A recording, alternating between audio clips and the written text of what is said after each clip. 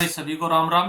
अब जल्दी जल्दी हम करंट अफेयर करते हैं, हर दिन करेंगे। अब ये हमारा आज 6 मार्च 2025 को, तो इसकी अखबार की है आपकी मेन एक अभी आप चल रहा है कि टैरिफ वार या ट्रेड वार क्या होता है, ये बहुत चल रहा है अभी अमेरिका और अन्य देशों के बीच में। तो टैरिफ का मतलब होता है भाई शुल्क या कर होता है। ठीक है, किसी भी आयात करेंगे निर्यात करेंगे तो हमें कुछ टैक्स देना होता है, पैसा देना होता है, उसी को टैक्स या शुल्क कहते हैं।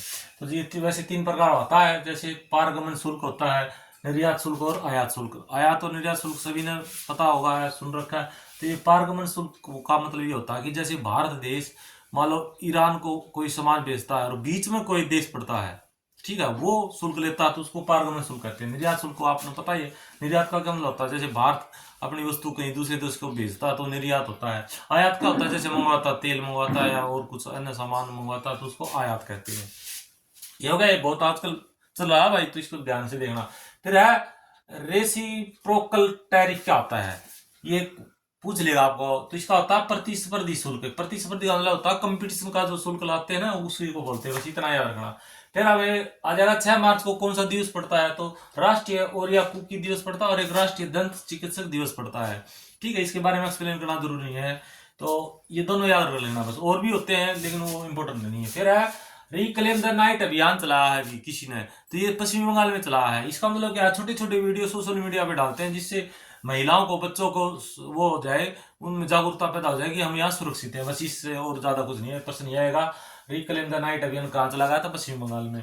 फिर है पहली mother special newborn care unit है, तो वो अम्बाड़ा में है, हरियाणा में हमारी। ठीक है, MSNCU, इसकी फुल फॉर्म भी पूछ लेगा।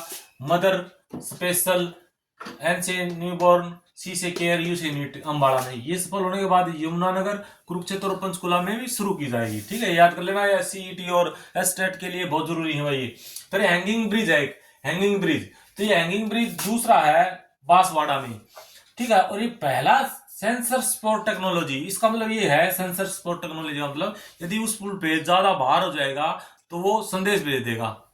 ठीक है, रूम में, तो वहां पे पता लग जाएगा हाँ इस पुल पे क्या होगा है, ज्यादा वजन हो गया। तो ये पहला सेंसर स्पोर्ट टेक्नोलॉजी से है बांसवाड़ा में। लेकिन ये हैंगिंग ब्रिज पहले कोटा में है पहला, दूसरा किसमें है, बांसवाड़े में। लेकिन सेंसर से जो टेक्नोलॉजी से युक्त है वो बांसवाड़ा में है, वो कोटा में नहीं है। कोटा में हैंगिंग वाला है।